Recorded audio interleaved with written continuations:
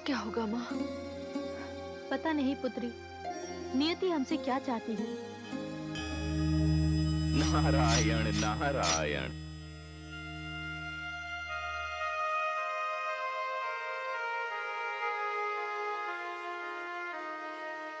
भाभी श्री, बधाई हो।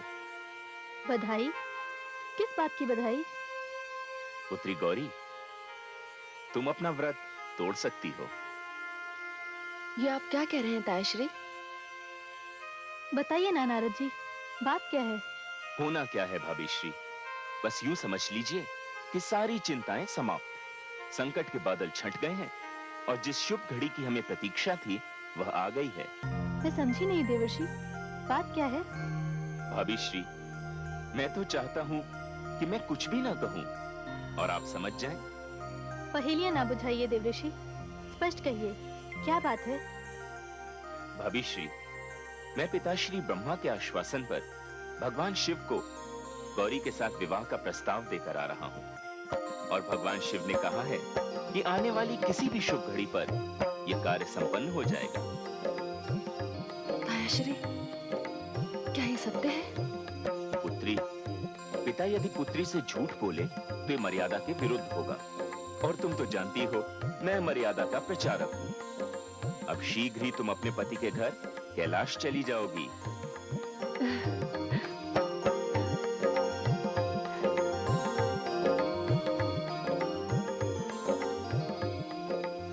भाभी श्री, अब मुझे भी आज्ञा दीजिए, मैं भी चलता हूँ। यदि इस समय मुझे भ्राता दक्ष ने देख लिया तो मेरा वध करके ही मानेंगे। धन्यवाद नारद जी, आपने बड़ी कृपा की गौरी पर। ये अब क्या कह रही हैं भाभी श्री? पिता यदि पुत्री के भविष्य के लिए कुछ करता है तो वह पुत्री पर नहीं, स्वयं अपने आप पर कृपा करता है। और फिर हमारी पुत्री भी कौन है? गौरी, जो स्वयं देवी का स्वरूप है। नारायण नारायण। हे देवी परमेश्वरी, ये सब तुम्हारी कृपा है। ये छल है, कपट है, मर्यादा के विरुद्ध बात है ये। इस कार्य को मैं क्या समझा तू? क्या बात है स्वामी, आप किस पर इतना रुष्ट हो रहे हैं? किसी पर नहीं पुत्रवधू, ये अपने आप पर रुष्ट हो रहा है। प्रणाम पिताश्री। सौभाग्यवती भव। प्रणाम करता हूँ, किंतु समझ में नहीं आ रहा आपको किस नाम से संबोधित करूं। सत्य कह रहा है तू, संबंधों की मर्यादा भूल गया है तू। अपनी प्रिय पुत्री पर जो व्यक्ति अन्याय कर सकता है उसे तो अपने पिता को पिता कहने में लज जाएगी ही। समझ में नहीं आता कि मैं तुझे क्या कहूं। और आपने जो किया है उसे मैं क्या कहूं? उसे तू क्या कहेगा? तू तो अपनी पुत्री का जीवन नष्ट करने चला था, उसे जीते जी मारने चला था। दक्ष, तू एक अस्वस्थ और रोगी परंपरा का आरंभ करने चला था और यदि तू अपने कार्य में सफल हो जाता तो इसके पश्चात संसार की हर पुत्री अपने दुर्भाग्य पर रोती रह जाती। तू अनर्थ करने जा रहा था, वो तो भला हो नारद का जिसने मुझे समय पर सूचित कर दिया, और आज एक बड़ा अनर्थ टल गया। अच्छा, तो ये सारी करतूत उस नारद की। वो हृदयहीन क्या समझेगा कि मैं एक पिता हूं और अपनी पुत्री के लिए क्या कर रहा हूं और क्यों कर रहा हूं? उसे हृदयहीन मत कहो। जब मैंने उसे जन्म दिया था तो उसे हृदय नहीं दिया था, और जिसे मैंने हृदय दिया वो हृदयहीन ही रहा। तू भावनाहीन है। तुझे जन्म देना ही मेरी भूल थी, किंतु आज मैंने अपनी भूल का सुधार किया है। क्या सुधार किया है आपने? आपने अपनी पौत्री गौरी को इस दरिद्र के घर पहुंचाने का सारा प्रबंध कर दिया है। आपने देवताओं, यक्षों और गंधर्वों के समक्ष मुझको अपमानित किया है। मैं ब्रह्मापुत्र दक्ष, श्रेष्ठ प्रजापति। अरे श्रेष्ठ प्रजापति, तू ब्रह्मा पुत्र के रट लगाए बैठा है। तू ब्रह्मा पुत्र है, ब्रह्मा नहीं है। और सुन, मैं वंश की श्रेष्ठता से अधिक व्यक्ति की श्रेष्ठता को महत्व देता हूं। क्या समझता है तू शिव को? वो भगवान है, त्रिलोकीनाथ है, सारे देवी देवता उनके समक्ष नतमस्तक हैं। तू क्या है और तेरा अस्तित्व क्या है? तूने उनका अपमान करके मुझे लज्जित किया है। ये मत भूलना, यदि मैं तुझे जन्म दे सकता हूं तो तेरा अस्तित्व मिटा भी सकता हूं। पिताश्री, चुप रह। यदि पिता के प्रति अभी भी थोड़ा सा सम्मान शेष है तेरे मन में, तो जैसा मैं कहता हूं वैसा ही तू कर। जानता है, मुझे अस्तित्व प्रदान करने के पश्चात जब आदि शक्ति ने मुझे कोई अस्त्र शस्त्र नहीं दिया था, तब उन्होंने कहा था कि मैं पिता हूं और सारी सृष्टि मेरी संतान है, और कोई भी पिता किसी भी परिस्थिति में अपनी संतान का वध नहीं करता। किंतु आज ये बात मैं सौगंध पूर्वक कह सकता हूं, यदि मेरे हाथ में शस्त्र होता तो मैं तेरा वध करने से नहीं चूकता। त्राहिमाम पिताश्री, आप जैसा कहेंगे, जो कहेंगे वही होगा। बोल दक्ष, मैं जो कहूंगा उसे तू स्वीकार करेगा? स्वीकार करूंगा। ठीक है, तो सर्वप्रथम कह कि मैं शिव को जामाता स्वीकार करता हूं।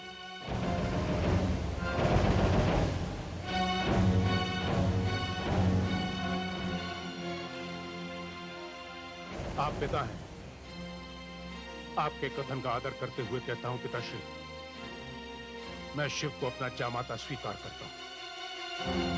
चल पिता न सही, तूने पुत्र धर्म का पालन करके अपने पिता का सम्मान तो किया। मैं तो तुझे मृत्यु का शाप देने जा रहा था, और वो विचार मेरे मस्तिष्क में आ भी गया था, इसलिए तेरी मृत्यु तो होगी। मैं तुझे नहीं पिताश्री, नहीं, ऐसा मत कीजिए, ऐसा मत कीजिए। नहीं पुत्रवधू, अब ऐसा नहीं होगा। इसे मैं इसलिए क्षमा कर रहा हूं कि इसने मेरा आदेश मान लिया।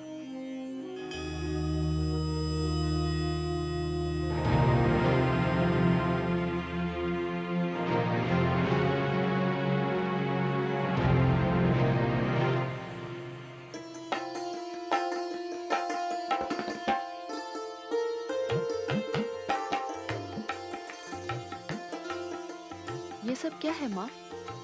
इतनी सारी कटोरी में इतनी सारी सामग्री, इन सब की क्या आवश्यकता है माँ?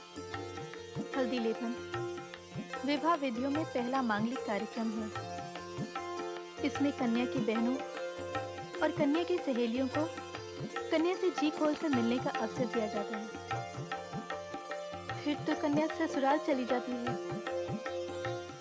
हल्दी, उपटन, आलता, ये सब केवल श्रृंगार की सामग्री ही नहीं, इनमें कन्याएं अपना स्नेह मिलाती हैं, जो कि बहनों का अधिकार होता है और भाभी दुल्हन का सौभाग्य। मेरी आंखों की पुतली, एक बात तो निश्चित हो गई है कि तू बहुत शीघ्र ही इस घर को सूना करके जाने वाली है। माँ, तू पराई हो जाने वाली है। ये क्या माँ, तुम रो रहे हो? तुम्हारी आंखों में आंसू? भाग्यशाली माताओं की आंखों की संपत्ति है ये आंसू। जिस कन्या के हाथ पीले करने का सपना इन आंखों में पलता था, उन्हीं से ये आंसू छलक पड़े हैं। प्रसन्नता का बांध टूटने पर आंसुओं की बाढ़ तो आ ही जाती है। क्या कन्या माता पिता को दुख देने के लिए ही जन्म लेती है? इससे तो अच्छा होता कि मैं पुत्र के रूप में जन्म लेती। नहीं पुत्री, पुत्र और पुत्री दोनों की भूमिकाएं अलग अलग होती हैं। पुत्र गेहूं का दाना है तो पुत्री धान का दाना है। गेहूं जहां बोया जाता है वही जड़ पकड़ता है, वही पकता है, वही उगता है। किंतु कन्या का जीवन अधिक चुनौतीपूर्ण होता है। वो धान के दाने की तरह होती है, जहां उसे बोया जाता है, जड़ पकड़ने से पहले ही उसे उखाड़ दिया जाता है। फिर उसे दूसरी जगह रोपा जाता है और फिर उखाड़ दिया जाता है। जड़ पकड़ना और उखड़ना, यही कन्या के जीवन की नियति है, यही उसकी उपलब्धि है और यही सत्य है। कितना कठोर सत्य है माँ। हाँ, कठोर है ये सत्य, किंतु शिव और सुंदर भी है, मंगलमय और मधुर भी है। वे माता पिता धन्य हो जाते हैं जिनके घर कन्या जन्म लेती है, क्योंकि कन्या के रूप में पिता अपने जमाता को एक नई सृष्टि का दान करता है। यदि ऐसा ना हो तो सृष्टि का तो अंत ही हो जाए। कन्यादान लेने वाले को कन्यादान करने वाले का आभार मानना चाहिए। पुत्री का पिता पुत्री देकर एक परिवार दे रहा है, वंश दे रहा है, गृहस्थी दे रहा है, पूरी संस्कृति दे रहा है। मैं तो हल्दी लगाऊंगी, तू कैसे लगाएगी? हल्दी तो मैं लगाऊंगी। तो ठीक है, मैं उपटा लगा लूंगी। ये हुई ना बात। बात तो समझ में अब आई है। अब मुझे ज्ञात हुआ है पिताश्री ने हम सभी छोटी बहनों का विवाह पहले क्यों कर दिया और आपका अब क्यों हो रहा है। उन्होंने सर्वश्रेष्ठ वर ढूंढ लिया है आपके लिए। बताइए ना, कौन है श्रीमान हमारे जीजा जी? गौरीपति। तुम्हारे जीजा जी हैं देवों में देव, महादेव, भगवान शिव। महादेव शिव।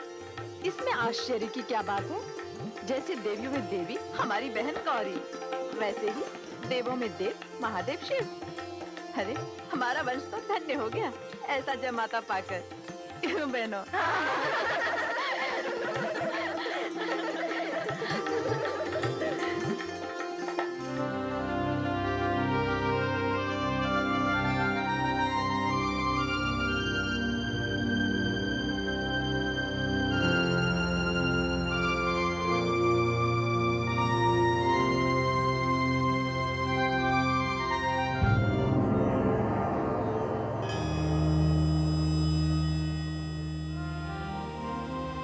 प्रणाम हे जगदीश्वर विष्णु।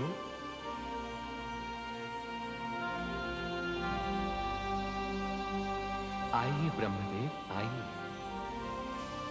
आज सवेरे सवेरे आपका पदार्पण कितने आनंद का विषय है। बहुत ही आनंददायक समाचार लाया हूं अंतर्यामी। हे सर्वज्ञ, हे त्रिकालदर्शी, आपको यह मंगल समाचार देते हुए मुझे अपार हर्ष हो रहा है कि मेरी पौत्री दक्ष पुत्री गौरी का विवाह संस्कार कैलाशवासी भगवान शिव के साथ संपन्न होने जा रहा है। उक्त अवसर के लिए मैं आपको आमंत्रित करने आया हूं भगवान। धन्यवाद ब्रह्मा जी, धन्यवाद। आपके मुख से ये समाचार सुनकर मैं आनंद मग्न हूं। दक्ष प्रजापति को कन्यादान का पुण्य मिलेगा और उधर कैलाश पर्वत पर एक गृहस्थी बस जाएगी। तांडव नृत्य करते शंकर के डमरू नाद के साथ अब पायल और नूपुर की रुंझुन भी गूंजेगी। शिव और शक्ति का यह मिलन सृष्टि के लिए कितना कल्याणकारी सिद्ध हो। ये तो होना ही था प्रभु। हे भाग्य विधाता, अवश्य ही ये आपकी सोची समझी योजना का फल है। वैरागी शिव के अनुरागी उत्सव में हम अवश्य सम्मिलित हों। धन्यवाद।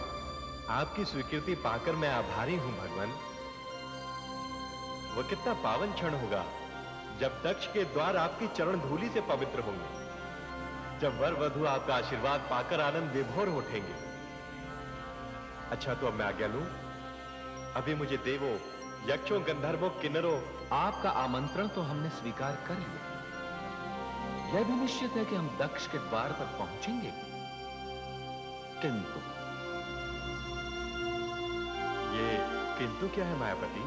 किंतु यदि हम भगवान शिव के बाराती बनकर आते हैं, ये तो स्वागत करने की जगह स्वागत स्वीकार करेंगे।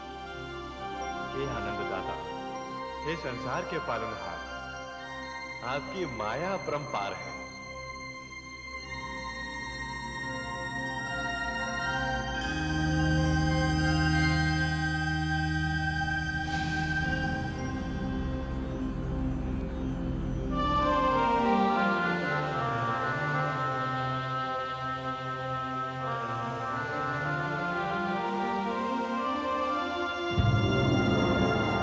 नारायण नारायण। अच्छा हुआ नारद तुम आ गए, मैं तुम्हारी ही प्रतीक्षा कर रहा था। जब मुझे आपका संदेश मिला कि आपने मुझे बुलाया है, तो मुझे तो अपने कानों पर विश्वास ही नहीं हुआ, क्योंकि आपने तो मुझे यहाँ ना आने की चेतावनी दे रखी थी। हाँ, चेतावनी तो दे रखी थी, किंतु तुम्हारी आवश्यकता आन पड़ी। मेरी आवश्यकता आन पड़ी? हाँ, कभी कभी बड़े संकट को टालने के लिए छोटे संकट को निमंत्रण देना पड़ता है। अर्थात ये, नारद, मैं तुम्हें तो सहन कर सकता हूं, किंतु अपने भावी जामाता शिव का मुख नहीं देखना चाहता। पिताश्री ने मुझे एक बहुत ही विचित्र स्थिति में डाल दिया है। वर रक्षा की रीति पूरी करनी है, शकुन भी भेजना है। ये तो प्रत्येक पिता का पावन कर्तव्य है। इस कार्य को तो आप जितना शीघ्र हो कर डालिए। ये कार्य मैं नहीं कर सकता, इसीलिए तो तुम्हें यहाँ बुलाया है। भ्राताश्री, जैसा आपका आदेश। गौरी जैसे आपकी पुत्री है, वैसे मेरी भी। इस कार्य को आप करें या मैं, क्या अंतर पड़ता है? मैं चलता हूं भ्राताश्री। लगता है ये शुभ कार्य मेरे ही हाथों संपन्न होगा। नारायण नारायण।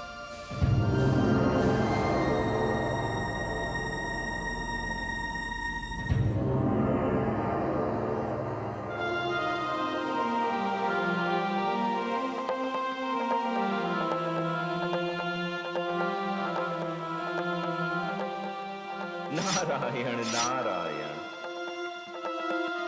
नारायण नारायण। कैलाशपति महादेव को मेरा प्रणाम। आइए आइए मुनिवर, कहिए कैसे कष्ट किया? कष्ट कैसा भोलेनाथ, भ्रमण करना तो मेरा जीवन है। 3 लोक 14 भुवन, ये भी आपके भ्रमण के लिए पर्याप्त नहीं होते होंगे मुनिवर। इसीलिए तो तीनों लोकों से न्यारी इस कैलाशपुरी में आ जाता हूं। अब मैं आपका स्वागत कैसे करूं?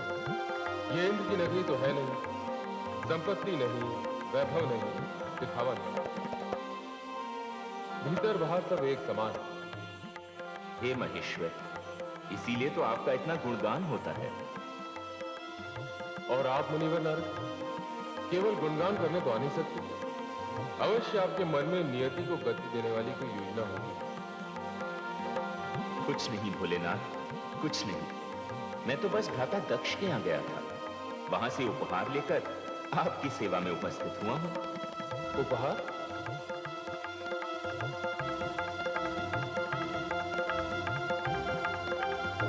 ये सब किस लिए? क्यों मुनिवर? ऐसा है भगवान कि इस परंपरा के निर्वाह के बाद दूल्हा वचनबद्ध हो जाता है कि वह अमुक कन्या से ही विवाह करेगा। आप वचनबद्ध करने की बात कर रहे हैं? आप तो जानते हैं मुनिवर, मैं और गौरी हृदयबद्ध हैं। क्या इतना पर्याप्त नहीं? पर्याप्त है भोलेनाथ, किंतु ये तो रीति का निर्वाह मात्र है। कन्या पक्ष से वर पक्ष के लिए एक साधारण सा उपहार। इन आभूषणों और स्वर्ण मुद्राओं की चमक आंखों को चकाचौंध कर रही है। ये चमक अंधा कर देने वाली चमक। कृपया इसे मेरे सामने से हटाइए।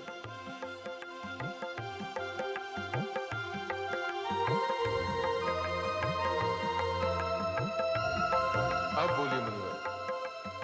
इसके अतिरिक्त कुछ भवन भी हैं भोलेनाथ, जो भ्राता दक्ष की विभिन्न क्षेत्रों में संपत्ति है। इसका अर्थ तो ये हुआ कि खुले आकाश के नीचे रहने वाले शिव को अब ससुराल की कृपा से रात की आवाज मिलेगी। मुझे राजभवन में घेर कर बंदी बनाने की योजना है। ये आप क्या कह रहे हैं भोलेनाथ? ऐसा कुछ भी नहीं है। ये वस्त्र, ये आभूषण, ये भवन, ये तो कन्या के भविष्य के लिए एक असहाय पिता की चिंता मात्र है। आप दुल्हे को विवाह के लिए वचनबद्ध करने नहीं, दुल्हे को मोल लेने के लिए आए। मुझे सब कुछ नहीं चाहिए। ऐसी परंपरा तो होनी भी नहीं चाहिए। दुल्हे के लिए दुल्हन से बढ़कर कोई उपहार नहीं होता। अन्य उपहार दुल्हन की महत्ता को कम कर देते हैं। कन्या पिता के जीवन का वो अनमोल धन होती है जिसे देकर वो वर परिवार पर उपकार करता है। अच्छा प्रभु, ये स्वर्ण मुद्राएं रहने देते हैं, किंतु आभूषण तो ग्रहण कर लीजिए। इन आभूषणों को ग्रहण करके मैं अपने पौरुष को कलंकित नहीं करना चाहता। पुरुष का सर्वश्रेष्ठ आभूषण तो उसका पौरुष होता है। ये आभूषण जो आप लाए हैं वो तो शरीर के बोझ हैं। भीतर के शून्य को बाहरी बोझ से ढकने के लिए मुझे इनमें से कुछ नहीं चाहिए। और ये रेशमी वस्त्र, इनका क्या करें भोलेनाथ? बागंबरधारी को सुंदर वस्त्रों से क्या लेना देना? आप धन्य हैं भोलेनाथ। जितने अनुरागी उतने वैरागी भी। हाँ देवर्षि, ये उपहार तो प्रजापति दक्ष के राजमहल की देन है। क्या एक राजा की ही कन्या है? क्या किसी धनीन को अपनी पुत्री के हाथ पीले करने का अधिकार नहीं? यदि कोई धनीन अपनी पुत्री को उपहार देना भी चाहे तो वो क्या करेगा? उसे इतना धन कमाने के लिए चोरी करनी पड़ेगी, पाप करना पड़ेगा, अपराध करना पड़ेगा। क्या किसी कन्या का पिता होना ऐसा दंडनीय अपराध है? देवर्षि, विवाह तो दो हृदयों का, दो आत्माओं का पावन बंधन होता है, मधुर मिलन होता है। इसमें धन के प्रदर्शन को कोई स्थान नहीं। महादेव, ये कहकर आपने संसार को एक उचित मार्ग दिखाया है।